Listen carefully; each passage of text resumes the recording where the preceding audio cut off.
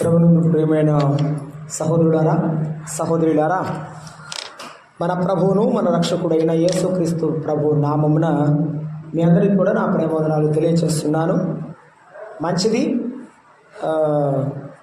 ప్రభు అయిన యేసుక్రీస్తు వారు అడిగినట్టుగా మీరు కూడా వెళ్ళాలనుకుంటున్నారా? ఇప్పుడే వెళ్ళిపోండి. మీరు మీ మనసుని చేంజ్ చేసుకుని ఉన్నందుకు వందనాలు.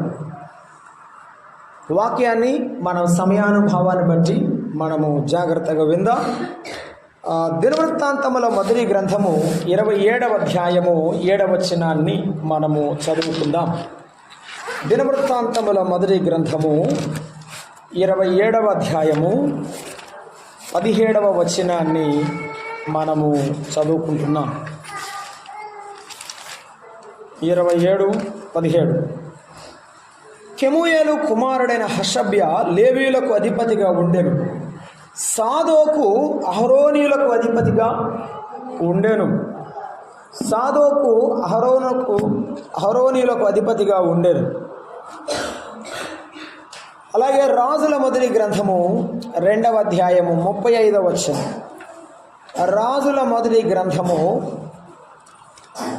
2వ అధ్యాయము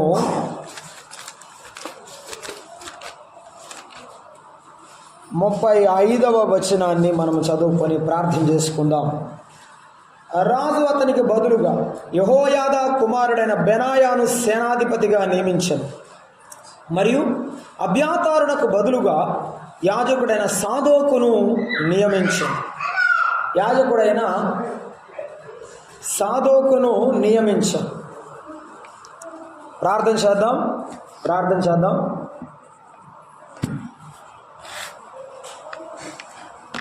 ప్రేమగల తండ్రి, దయాళుడు అయిన దేవా, మీకు స్తోత్రములు. ఆరాధనలో మమ్మల్ని నడిపించిన దేవా, మీకు వందనాలు. ప్రత్యక్షపు గుడారపు కొరతలలో ఉన్న క్రీస్తు ప్రభువును మాకు చూపించిన తండ్రి, మీకు స్తోత్రములు. మిమ్మల్ని జ్ఞాపకం చేసుకున్నప్పుడల్లా మీ మానవత్వాన్ని, దైవత్వాన్ని, మీ సేవకత్వమును జ్ఞాపకం చేసుకున్నట్టుకు మాకు నేర్పించి నడిపించండి. ఈ మధ్యాహ్న వేళ చదవబడిన వాక్య భాగమును దీవించండి. మా అందరి కొరకు మీరు పంచిపెట్టమని, మాతో ఉండమని సహాయం చేయమని క్రీస్తు యేసు నామమున ప్రార్థన చేస్తున్నాము తండ్రి, ఆమేన్.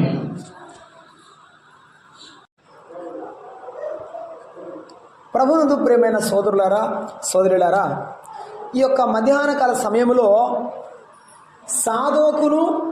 సాదోకు సంతానమును గురించి మనము ధ్యానం చేయబోతున్నాం. సాదోకు సంతానమును గురించి మనం ధ్యానం చేయబోతున్నాం. సాదోకు ఎవరంటే లేవీల గోత్రములో నుండి వచ్చినవాడు. విశేషంగా చెప్పాలంటే అహరోను వంశములో నుండి వచ్చినవాడు. అహరోనీయులకు అధిపతి అని మనం చదువుకున్నాం కదా. అహరోను వంశములో నుండి వచ్చినవాడు. నేను రాత్రివేళ మరి సహోదరుడు ముని ఇంటి దగ్గర కొంత ధ్యానం చేశాను, దాన్ని చెప్తాను. తర్వాత మిగిలింది మనం ధ్యానం చేద్దాం. దేవుని మందసమును మందిరములోనికి తీసుకొని రావడానికి దావీదు ఆలోచన చేసినప్పుడు కనబడిన వాడు ఒక్కడే, అతడు సాదోకుతో చెప్పి, భక్తి కలిగిన సాదోకుతో చెప్పి మందసమును తీసుకొని రమ్మని చెప్పాడు. చాలామంది లేవీయులు ఉన్నారు, కానీ దావీదు చేత గుర్తించబడిన భక్తి కలిగిన వాడు సాదోకు. ప్రార్థనకు చాలామంది వస్తారు, కానీ దేవుని చేత గుర్తించబడడం, ఆయన ఆత్మ చేత వాడబడడం, ఆయన చేత దీవించబడడం అనేది దైవకృప. అది మనం అందరము కలిగి ఉండాలి. రెండవది, సాదోకు అహరోనీయులకు పెద్ద అనేవాడు ఆధిపత్యాన్ని చలాయించడం కాదు. పేతురు, తోటి పెద్దనైన నేను ప్రతి సహోదరిని అక్కయ్యని, చెల్లి అని భావించండి, అందరినీ ఆప్యాయంగా పలకరించండి. యోహోను 2వ పత్రికలో తోటి పెద్దనని నేను క్రీస్తు ప్రేమను బట్టి మిమ్మను నిజముగా ప్రేమించుచున్నానన్నాడు. పెద్దవారు చిన్నలను ప్రేమించాలి. అహరోను వంశస్థులందరినీ ప్రేమించాడు సాదోకు. ఆ ప్రేమతో జయించాడు, ప్రేమతో సంపాదించుకున్నాడు. పెత్తనంతో కాదు, ప్రేమతో సంపాదించుకున్నాడు.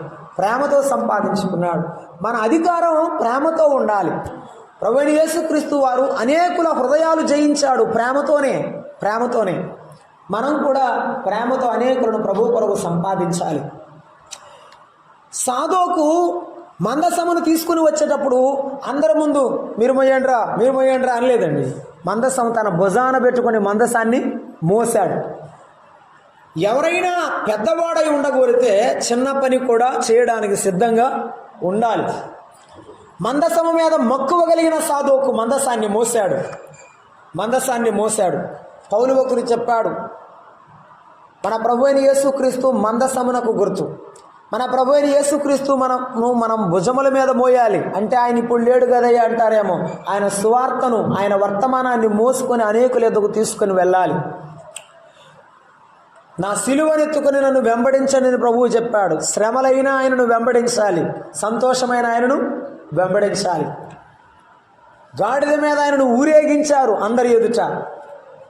యూదుల రాజా నీకు శుభమని దేవుని స్తుతించాలి. మనం కూడా ప్రభువుని స్తుతించాలి. శ్రమలైన నిందలైన ప్రభు కొరకు జీవించాలి అని ధ్యానం చేశాం.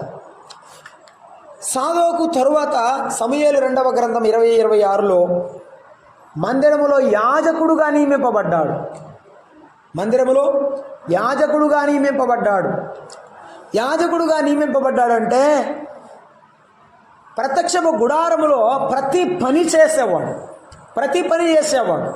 నేను యాజకుడు కాబట్టి నేను అతి పరిశుద్ధ స్థలములోనికి వెళ్ళి అక్కడ నేను అర్పించబడినటువంటి బలి యొక్క రక్తమును ఆ యొక్క బలిపీఠపు కొమ్ములకు మీద చెమరడం మాత్రమే నా పని కాదు.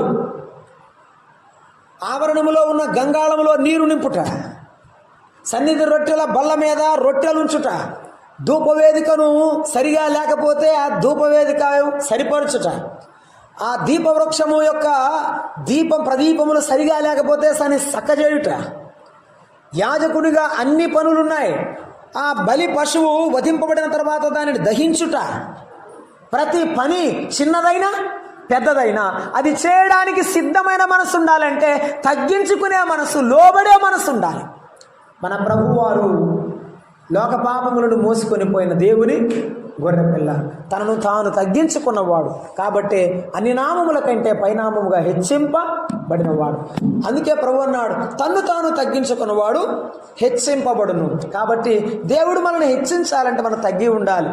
సాదోకు యాజకుడుగా ఏర్పరచబడిన తగ్గే ఉన్నాడు, దేవునిలో నిలబడే ఉన్నాడు. కాబట్టి దేవుడు దీవించాడు.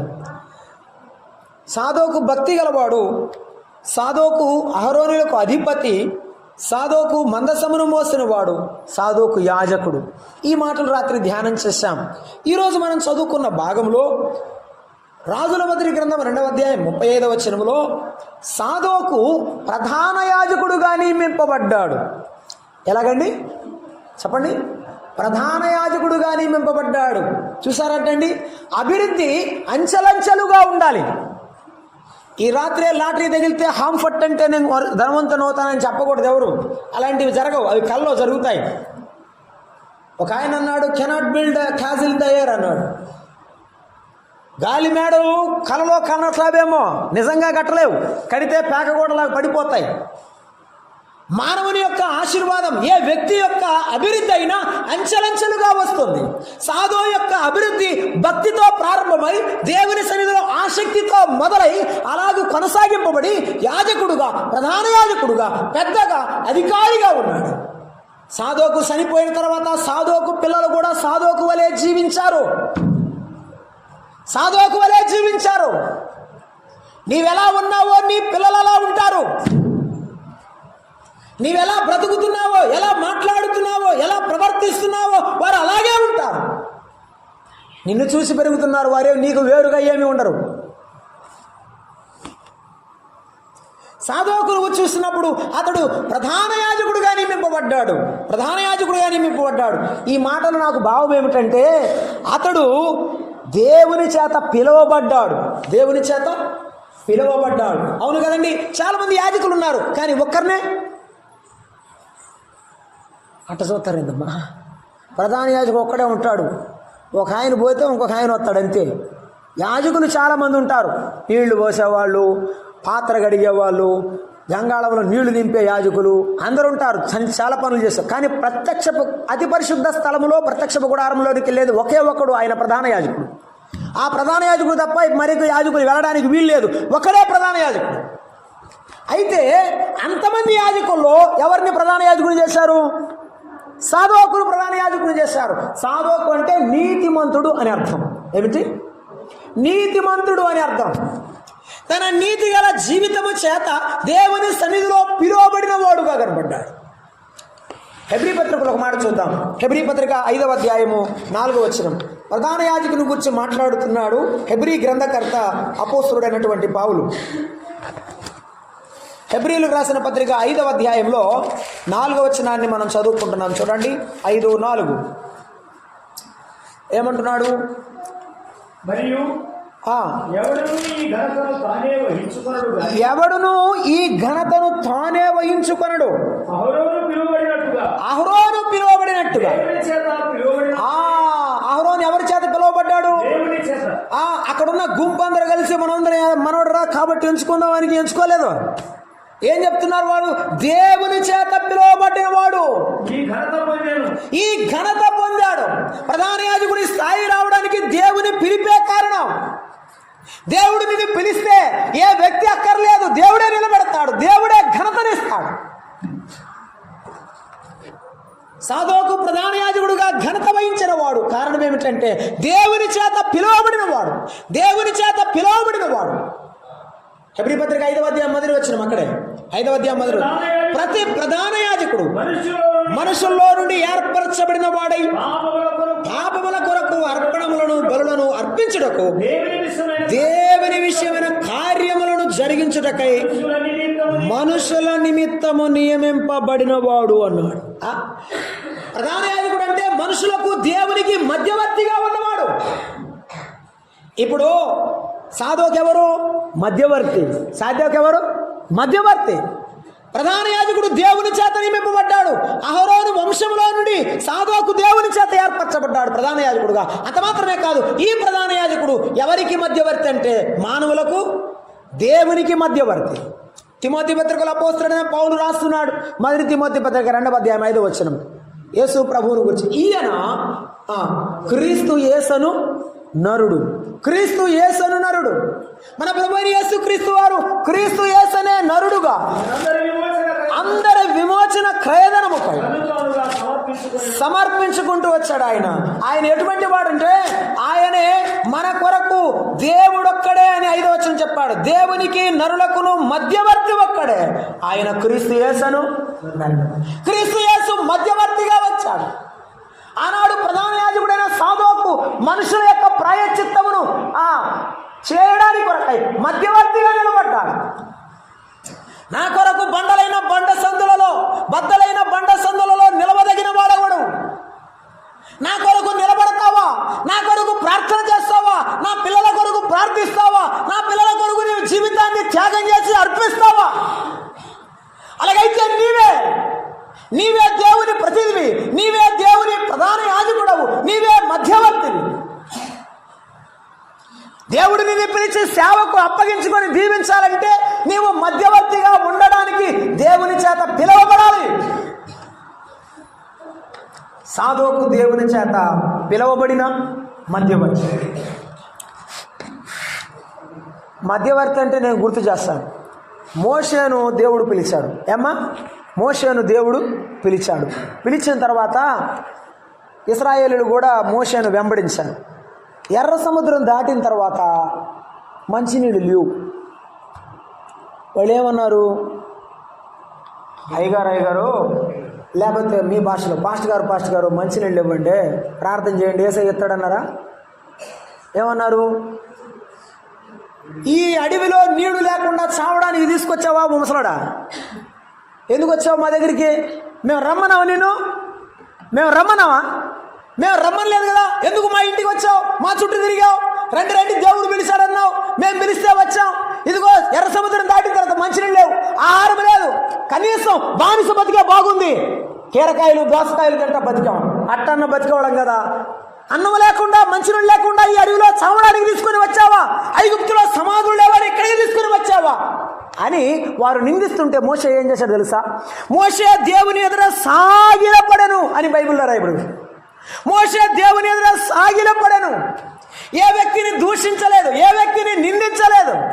దేవుని ఎదుర సాగిలపడేవాడు మధ్యవర్తి. నీవు దేవుని కాడిని మోయడానికి ఇష్టపడితే, దేవుని సేవ చేయడానికి ఇష్టపడితే అందరి కొరకు ఆయన ఎదుర సాగిలపడు, ఆయన ఎదుర సాగిలపడు. అందరి కొరకు కన్నీరు గారు. సాధోకు ప్రధాన యాజకుడు అవడానికి కారణం సాధోకులో గొప్ప లక్షణాలు. సాధోకు జీవితం దేవుని ఎదుట పరిచినటువంటి పుస్తకం. 7వ అధ్యాయం 26వ వచనం చూస్తున్నాం. మధ్యవర్తిత్వం చేయాలి. సేవకుడు, సంఘ పెద్దలు, సేవ చేసేవారు, వాక్యం ప్రకటించేవారు ప్రజలకు దేవునికి మధ్యలో ప్రార్థన చేస్తూ వారి విషయమై ఎల్లప్పుడూ అడిగేవారు ఉండాలి. 7:26 అభివృద్ధి పత్రిక 7:26. పరిశుద్ధుడు, పవిత్రుడును, నిర్దోషియు, నిష్కల్మషుడు, పాపులలో చేరక ప్రత్యేకముగా ఉన్నవాడు. ఈ మధ్యవర్తి ఎటువంటి వాడంటే ప్రత్యేకమైన వాడు. ప్రత్యేకమైన వాడు. దేవుని వాక్యాన్ని ప్రకటిస్తున్నావా, దేవుని సేవ చేస్తున్నావా, ప్రత్యేకత ఉండాలి. సాధోకులో ప్రత్యేకత ఉంది. నీవు తండ్రివేనా? అలాగైతే నీవు ప్రత్యేకంగా ఉన్నావా? నీ పిల్లల వలె నువ్వు ఉన్నావా? నీవు వారికి మాదిరిగా ఉన్నావా? నీ సంఘములో మాదిరిగా ఉన్నావా? నీ కుటుంబంలో నీవు మాదిరిగా ఉన్నావా? అలాగైతే సాధోకు వలె నీవు దేవుని చేత పిలువబడతావు. ప్రభువైన యేసుక్రీస్తుని గురించి రాస్తున్నాడు, ఆయన ప్రత్యేకమైన వాడు, మనకు సరిపోయిన ప్రధాన యాజకుడు అన్నాడు. ఎవరు? మన ప్రభువైన యేసుక్రీస్తు. నీవు దేవునికి ప్రజలకు మధ్యవర్తిగా ఉండాలనుకుంటే నీవు ప్రత్యేకమైన వాడు ఉండాలి, పవిత్రమైన వాడవై ఉండాలి. నీ పవిత్ర జీవితమే నీ ప్రత్యేక జీవితమై ఉండాలి. అక్కడే 2 పేజీలు తిప్పండి. హెబ్రీ పత్రిక 4వ అధ్యాయము 14వ వచనం. 4:14 వచనం. 4వ అధ్యాయము 14వ వచనం. ఆకాశ మండలము గుండా వెళ్ళిన దేవుని కుమారుడైన యేసు గొప్ప ప్రధాన యాజకుడు. ఆకాశ మండలము గుండా వెళ్ళిన వాడు గొప్ప ప్రధాన యాజకుడు. కనుక మనము ఒప్పుకున్న దానిని గట్టిగా ఎలా అయితే యేసయ్యను నమ్ముకున్నావో, యేసు ప్రభు సన్నిధిలో నీవు ఉన్నావో, అవునయ్యా నేను దేవుని కొరకు నిలబడిన దేవుని దాసుడను, దేవుని ప్రజల కొరకు ప్రార్థన చేస్తున్న వాడును, పవిత్రంగా బ్రతుకుతున్న వాడును. నిజమే నిజమే, నీకు అప్పగించబడిన తలాంతు, నీకు అప్పగించబడిన రక్షణ నీవు గట్టిగా చెప్పాలి, గట్టిగా పట్టుకో. నీకు దేవుడు పాటలు పాడే వరం ఇచ్చాడు, గట్టిగా పాడు. దేవుని వాక్యం ప్రకటించే వరం ఇచ్చాడు, గట్టిగా ప్రకటించు. దేవుని సన్నిధిలో పరిచయం చేసే వరం ఇచ్చాడు, గట్టిగా పట్టుకో, పోగొట్టుకోవద్దు. సౌలు తన కిరీటాన్ని పోగొట్టుకున్నాడు, అంతా పోయింది, మిగిలిందేమీ లేదు. తన బిడ్డను, కన్న కొడుకును కళ్ళ ముందే పోగొట్టుకున్నాడు. నీవు నీ జీవితంలో నీ రక్షణ పోగొట్టుకుంటే ఆనందాన్ని, ప్రలోక రాజ్యాన్ని, దైవ సన్నిధిని, దేవుని ఆశీర్వాదాలు సమస్తం పోగొట్టుకుంటావు. సాధోకు అన్నీ సంపాదించుకున్నాడు. సాధోకు అన్నీ సంపాదించుకున్నాడు. కారణం ఏమిటంటే సాధోకు దేవుని సన్నిధిలో ప్రత్యేకమైన వాడు, అందరికంటే ప్రత్యేకమైన జీవితమును కలిగిన వాడు. మన ప్రభువైన యేసుక్రీస్తు వారు ప్రత్యేకమైన వాడు. ఆయన పిల్లలమైన మనం కూడా ప్రత్యేకమైన జీవితాన్ని కలిగి ఉండాలి. 1 తిమోతి పత్రికలో ఒక మాట అన్నాడు. ప్రత్యేకమైన మాట అనే మాటకు ఒక అర్థం ఇచ్చాడు ఆయన. అది మనం జ్ఞాపకం చేసుకుంటున్నాం. 2వ తిమోతి పత్రిక, క్షమించండి, 2వ తిమోతి పత్రిక 2వ అధ్యాయము 19వ వచనం. దేవుని యొక్క స్థిరమైన పునాది నిలకడగా ఉన్నది, ప్రభువు తన వారి అనుందయు ప్రభువు నామమును ఒప్పుకొను ప్రతివాడు దుర్నీతి నుండి తొలగిపోవలను. ప్రతివాడు స్త్రీలు పురుషులు కాదు, ప్రతివారు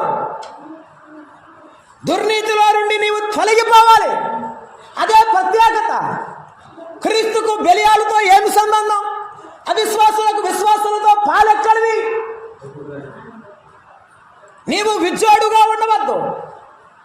నీవు లోకముతో కలిసిపోయి సహవాసం చేస్తే పాపములో ఉన్నావు.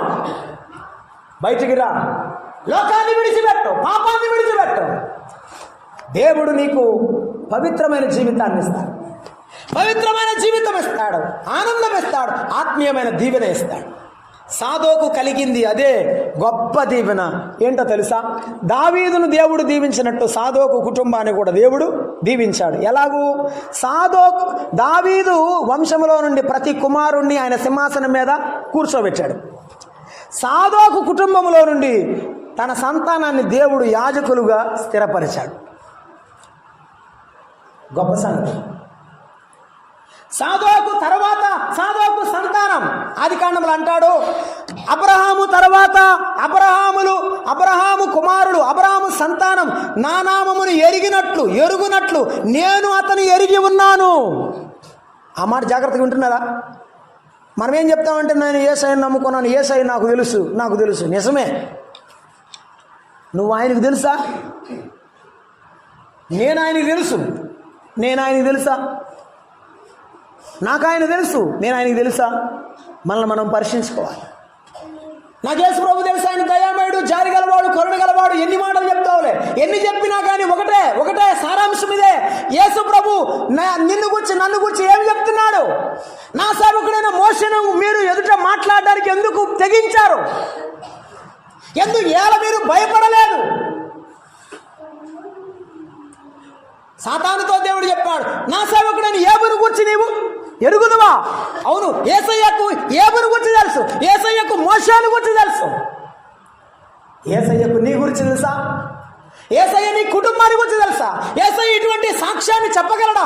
సాదోకు గురించి కూడా చెప్పగలడు. ఎందుకంటే సాదోకు కుటుంబం నిలబడింది సాదోకు చనిపోయిన తర్వాత. నీ కుటుంబం, నా కుటుంబం మనం తరలిపోయిన తర్వాత యేసయ్య కొరకు నిలబడతారా? అలా పెంచు నీ పిల్లలు.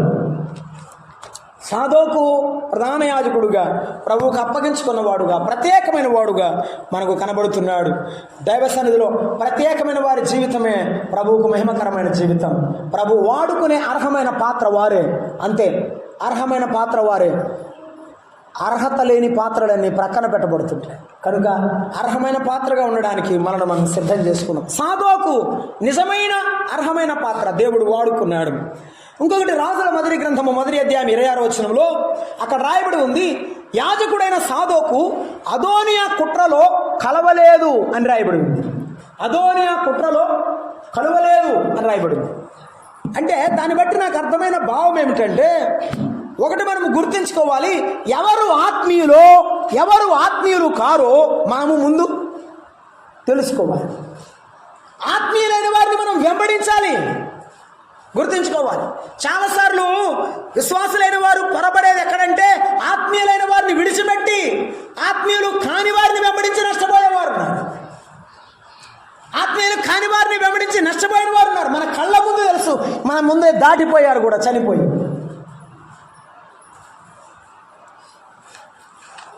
ఏది నిజమైన ప్రేమ, ఏది స్వచ్ఛమైన సేవ గుర్తించాలి. సాదోకు అదోనియా ఎటువంటి వాడో, సొలొమోను ఎటువంటి వాడో ఎరిగినవాడు. అదోనియా ఎందుకు రాజవ్వాలనుకుంటున్నాడు, సొలొమోను ఎందుకు రాజవుతున్నాడు, ఎవరు రాజవ్వడానికి అర్హుడో, దేవుడు ఎవరిని కోరుకున్నాడో ఎరిగినవాడు ఈ ప్రధాన యాజకుడు. మనము దేవుని సన్నిధిలో పెద్దలమైతే సేవకులమైతే, మనము మన ఇంటిలో తల్లిదండ్రులమైతే మనము గుర్తించాలి. నిజంగా ప్రభువును నమ్ముకొని ఆత్మీయమైన జీవితం కలిగిన వారు ఎవరో వారిని గుర్తించాలి, వారిని సన్మానించాలి కూడా. ప్రభువారు ఒక మాట చెప్పారు, లూకాసు వార్త 11వ అధ్యాయం 23వ వచనం. ఏమని? నా పక్షమున ఉండని వాడు నాకు విరోధి, నాతో కలిసి సమకూర్చని వాడు చెదరగొట్టువాడు. సొలొమోనుతో సమకూడగానే దేవుడు సాదోకును దీవించాడు. మరి సాదోకు పక్కన ఒక ఆయన ఉన్నాడు, అబ్యాతారు. ఆయన ఏం చేశాడంటే అదోనియాతో వెళ్ళిపోయాడు. అబ్యాతారుని దేవుడు యాజకత్వంలో నుండి తీసేశాడు. గుర్తుంచుకోవాలి. మన శరీరము, మన కార్యాలు, మన ఆలోచనలు ముందుకు వస్తే దేవుని సన్నిధిలో ముందుకు మనం వెళ్ళలేం. సాదోకు దేవునికి అప్పగించుకున్నాడు, ఆయన ఆత్మకు అప్పగించుకున్నాడు. కాబట్టి దేవుడు సాదోకు యొక్క పరిచర్యను దేవుడు దీవించాడు. సాదోకు ఆత్మీయులను వెంబడించాడు. ఒక మాట చదువుతారా? తిమోతి రాసిన 2వ పత్రిక 2వ అధ్యాయం, అక్కడే 22వ వచనం. నీవు యవనేచ్ఛల నుండి పారిపోము, పవిత్ర హృదయులై ప్రభువుకు ప్రార్థన చేయు వారితో కూడా. ఎవరితో ఉండాలట? ప్రభువుకు ప్రార్థన చేయు వారితో ఉండాలి. అమ్మ నా మాట వినండి. ఓ నలుగురు అక్కాయిలు ఇంటి దగ్గర కూర్చున్నారనుకో, ఒక నలుగురు ముసలమ్మలు ఇళ్ళ దగ్గర కూర్చున్నారనుకో, అమ్మాయి ప్రార్థన చేద్దామే మనందరం అంటదే ఎవరన్నా? ఏ తల్లను కనపడిద్దామో చూద్దాం అనుకుంటా. మంచి తల్లులమ్మ, ఇక నుండి గుర్తుపెట్టుకోండి, కాసేపు కూర్చుంటే కలిసి ప్రార్థన చేయండి, కాసేపు కూర్చుంటే కలిసి దేవుని మాటలు ఆలోచన చేయండి. మీరు వినండి, ఇది మన అందరికీ తెలిసినదే సంగతే. వీధిలో కూర్చుంటే సాయంత్రం 9:30కో 8:30కో ఆయన వస్తాడు పాపం. వచ్చి ఏమమ్మా ఆకలి అవుతుంది, అన్నం ఉందా అంటే, అన్నం పెట్టడం మర్చిపోయాను అంటది. ఆడు కూర్చొని మాట్లాడుతుంటుంది మధ్యాహ్నం నుంచి తెల్లారిందాక. అలాంటి మాయగా మాటలు సాతానుడు వాటిలోనే పడేస్తుంటాడు. సాదోకు మాయ మాటలు చెప్పే అదోనియాను నమ్మలేదు. దేవుడు ఏర్పరచుకున్న సొలొమోనును వెంబడించాడు కాబట్టే దేవుని దీవెన పొందాడు. మనము వెంబడించాల్సిన ఆత్మీయులను దావీదు సాదోకును గుర్తించాడు. గుర్తించే మనసు ఉండాలి, వెంబడించే మనసు కూడా ఉండాలి. గుర్తించే మనసు పెద్దకు ఉండాలి, వెంబడించే మనసు పరిచారకుడికి ఉండాలి. ఈ రెండిటిలో తేడా ఎక్కడ జరిగినా సరే ఈ బండి ముందుకు పోదు. సాదోకు విషయమై మనం ఆలోచన చేస్తున్నాం. సాదోకు దేవునిని వెంబడించిన వాడు. రాజుల మొదటి గ్రంథం 1:39 నాతానుతో కలిసి సొలొమోనును అభిషేకించాడని రాయబడి ఉంది. 39వ వచనంలో సాదోకు సొలొమోనును అభిషేకించాడు. చూసారా, ఎవరు దేవుని పనికి అర్హులు, ఎవరు చేయగలరు, ఎవరు వాక్యం ప్రకటించగలరు, ఎవరు సువార్త ప్రకటించగలరు, ఎవరు పాట పాడగలరు, ఎంపిక చేయాలి పెద్దలు. అరే పాడరాబాయ్, వాడికి రాదు పాపం, మా మేనాలుడే లేదు పాడతాడు, ఎట్టొకటి పాడరా. ఎందుకు ఎట్టొకట ఎందుకంట? దేవుని పనిని అశ్రద్ధగా చేయవాడు శాపగ్రస్తుడని బైబిల్ చెప్తున్నది. అశ్రద్ధగా అప్పగించవద్దు, అశ్రద్ధగా ఆచరించవద్దు. సాదోకు సొలొమోను అభిషేకించడానికి వెళ్ళిన తర్వాత సొలొమోను దేవుని చేత ఏర్పరచబడిన వాడిని దావీదు దగ్గర సాక్ష్యం తీసుకున్నాడు. ఆ ప్రధాన యాజకుడుగా దేవుని దగ్గర సాక్ష్యం తీసుకొని అభిషేకించాడు. తైలము కొమ్మును తెచ్చి అతని మీద తైలము పోసి అభిషేకించాడు రాజుగా. ఈవేళ దేవుని పనికి అప్పగింపబడేవారు, దేవుని ఆత్మతో నడిపింపబడేవారైనా, దాతృత్వం గలవారైనా, తమ సొమ్మును దేవునికి, తన సమయాన్ని దేవునికి, తమ ఆరోగ్యాలు లెక్క చేయకుండా సేవ చేయగలవారైనా అప్పగించాలి వారికి. సాదోకు గొప్ప ఇంటి వాడిని అప్పగించలేదు. సాదోకు భక్తి జీవితం ప్రభు సేవ చేయడానికి గొప్ప తార్కాణమైంది. మనము ఆత్మీయులను గుర్తించాలి. షూనేమీరాలు ఏలియాను గుర్తించింది, ఎలీషాను గుర్తించింది. ఆ మనది షూనేమీరాలు ఎలీషాను వచ్చిపోతుంటే, అయ్యా మన ఇంటికి వచ్చి పోవచ్చున్నవాడు దైవజనుడని నేను అడుగుతున్నాను. People should recognise you that you are man of God. దేవుని యొక్క దైవ సేవకుడిగా ప్రజలు నిన్ను గుర్తించాలి. అప్పటి వరకు మోకాళ్ళ మీద ఏడు.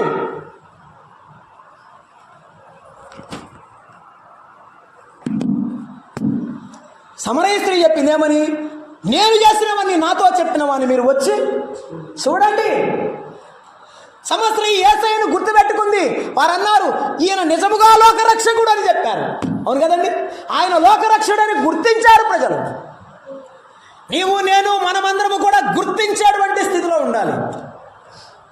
పౌలు లూదియాను గుర్తించాడు. చెరసాలలో బాగా దెబ్బలు తిన్న తర్వాత బయటకు వచ్చిన తర్వాత లూదియా ఇంటికి వెళ్ళి ఆ ఇంటిలో ప్రార్థన జరుగుద్దని పౌలుకు ముందే తెలుసు. నేరుగా ఆ ఇంటికి వెళ్ళి సహోదరులను ఆదరించి వెళ్ళాడు. భక్తి గల వారిని గుర్తిస్తారు, వారిని ప్రోత్సహిస్తారు, వారి పరిచర్యలో వాడుకుంటారు, ఉపయోగిస్తారు. సాదోకును ఉపయోగించాడు దేవుడు. యేసు ప్రభు వారు శిష్యులను కూడా గుర్తించి ఉపయోగించాడు. వారు దేవుని కొరకు హతసాక్షులుగా జీవించారు. పని అప్పగించాలంటే రెండు ఉంటాయి కారణాలు. ఒకటి, సామర్థ్యము కొలది అప్పగిస్తాడు. సామర్థ్యము కొలది తలాంతులు ఇచ్చినట్టు సామర్థ్యము కొలది వరాలు ఇస్తాడు. సామర్థ్యము కొలది వరాలు ఇస్తాడు. రెండవది నమ్మకంగా ఉంటే అప్పగిస్తాడు. ఏమిటి? బడా నమ్మకమైన మంచి దాసుడా, ఈ కొంచెములో నీవు నమ్మకముగా ఉంటివి గనుక అనేకమైన వాటి మీద నేను నిన్ను నియమిస్తున్నాను, అప్పగిస్తున్నాను. నమ్మకంగా ఉంటే అప్పగిస్తాడు. నమ్మకంగా ఉంటే అప్పగిస్తాడు. నీకు సామర్థ్యం ఉంటే దేవుడు అప్పగిస్తాడు.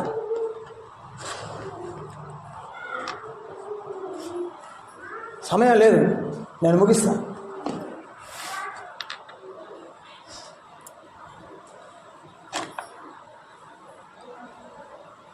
సీటీ రాసి 3 సార్లు రాశాడు. సీటీ సభల్లో నేను పాట పాడతా అంటే సరే ఇచ్చారు. అంకుల్ పాట పాడతాడు. ఆయన పాట పాడతానికి వచ్చాడు. కాలానికి స్థలానికి మూలాధారము నీవే అని చదువుతున్నాడు ఆయన. నాకు అర్థం కాలేదు ఆ పాట ఎక్కడి నుంచి వచ్చింది. నేను చిన్నప్పుడు సండే స్కూల్లో నేర్చుకున్న పాట నాకు గుర్తుంది కాబట్టి పాడిన తర్వాత. పాట రాకపోతే పాడాల్సిన అవసరం లేదు. సువార్త చెప్పడం రాకపోతే సువార్త చెప్పాల్సిన అవసరం లేదు. పత్రికలు పంచితే సరిపోతుంది. పాటలు రాకపోతే సాపలు ఎత్తే సరిపోతుంది. నీకు ఏది వచ్చో అదే చెయ్యి. దేవుడు మరొకటి ఇచ్చాడు. యాకోబులాగా లాక్కుంటే పారిపోవాలి. యాకోబులాగా లాక్కుంటే పారిపోవాల్సి వస్తుంది. కాబట్టి సాదోకు దేవుని చేత గుర్తించబడి అప్పగించబడిన వాడు. రెండవసారి దావీదు రాజు పట్టాభిషేకం పొందిన తర్వాత మరలా సాదోకునే యాజకుడిగా, ప్రధాన యాజకుడిగా నియమించాడు. ఎవరు పెట్టొచ్చుగా? కొంతమంది అంటుంటారు, ఆమె 5 ఏళ్ళు ఆయన ఎట్టగట్టు చేశాడు కానీ ఈసారి వాళ్ళకి ఇద్దామలే, ఆమె వీళ్ళకి ఎందుకు? మనుషుల మనసు అట్లా ఉంటుంది. దేవుడు ఎట్ట అంటాడంటే నమ్మకమైన వాడికే ఇద్దాం, నమ్మకమైన వాడికే ఇద్దాం, అంతే. సాదోకు నమ్మకస్తుడు. మరలా రెండవసారి అరణ్యంలో బయటికి వచ్చి పట్టాభిషేకం పొందిన తర్వాత దావీదు గుర్తుపెట్టుకున్న ఏకైక ప్రధాన యాజకుడు సాదోకు. నీ నమ్మకత్వమే నీకు మంచి స్థానం ఇస్తుంది, ఘనతనిస్తుంది. సాదోకు పిల్లలను గురించి రాశాడు యెహెజ్కేలు గ్రంథం 40వ అధ్యాయం 46లో. సాదోకు సంతతి వారు యాజకులుగా సేవ చేయడానికి మందిరమును కాపలా కాయువారు అన్నాడు.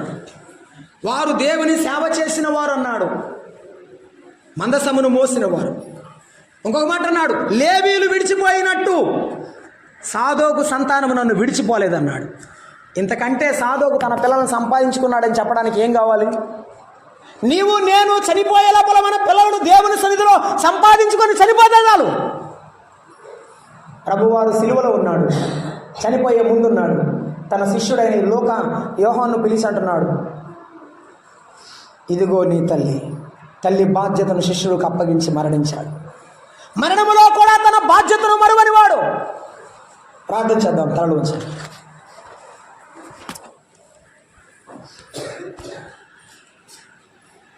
నీ బాధ్యతను నీవు మర్చిపోకూడదని ప్రభు మాట్లాడుతున్నాడు. మర్చిపోయావా? ఎక్కడైనా పడిపోయావా? జ్ఞాపకం చేసుకో.